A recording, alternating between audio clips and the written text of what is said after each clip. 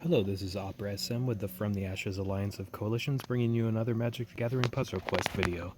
Today I'm going old school. This is back when I first kind of started playing the game around Amonkhet block, and one of the first most consistent powerful decks that I found was a black-based cycling deck. When I first started, it was pretty much mono black with every cycling card that I had, and then it evolved into, as I got Bolus 1, a deck where I could have a choice of 3 color cycling cards. But the real backbone of this deck is Faith of the Devoted.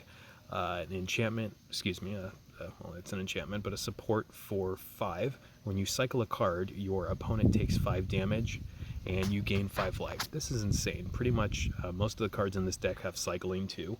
And every time you cycle a card away, you drain your opponent for 5. It is great. So this is our damage source for the deck, and we'd like a mana engine in order to keep having cards to cycle. What I use in this deck is Bontu's Monument.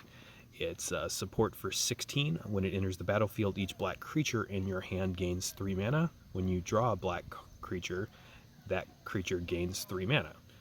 And when you cycle a spell away, it draws you a card. So when you cast a creature, you gain 2 life and your opponent takes 2 damage. That comes into play occasionally, but really all we want to do is just the cycling cards. I should actually say what cycle does, so for folks, sorry.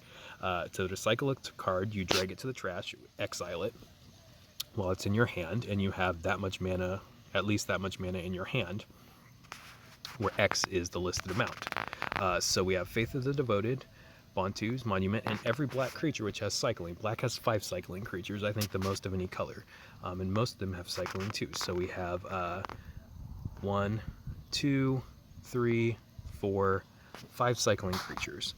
This is the cycling ability. As it said, you exile it from your hand.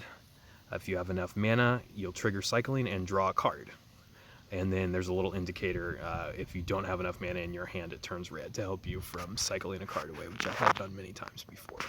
You generally don't want to cast these cards, but just a couple things to know about it. So we have these 5 creatures and a 6 creature.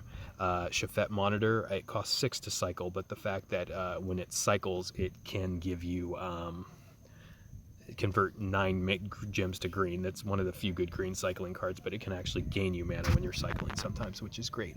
Occasionally, if you're in a weird position and need to remove something on the board, especially with hexproof, Archfiend can work, because when you cycle it, it makes your opponent's first creature get -2/-2.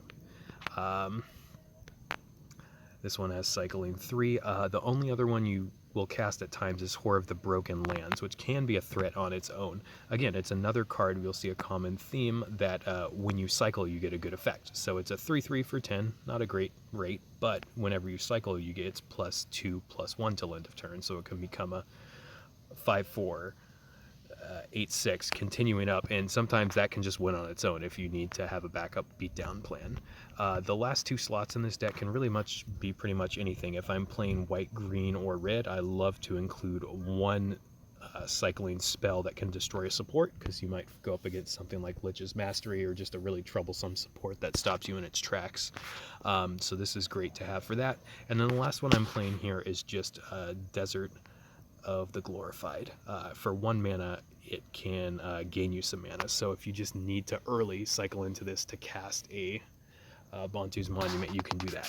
The great thing with this deck, though, it's only 2 rares here, and if you don't have those 2 rares, you can play pretty much any cycling card. Just look for cycling card that has cycling too. I think there's, I don't know, probably 8-10 more in these colors, which is great.